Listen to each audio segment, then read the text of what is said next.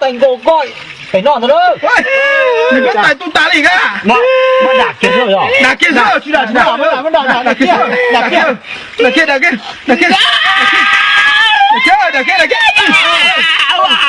Đạp kia. Đạp tung ta đấy. Đạp đấy. Cho. Đừng đen rồi đấy.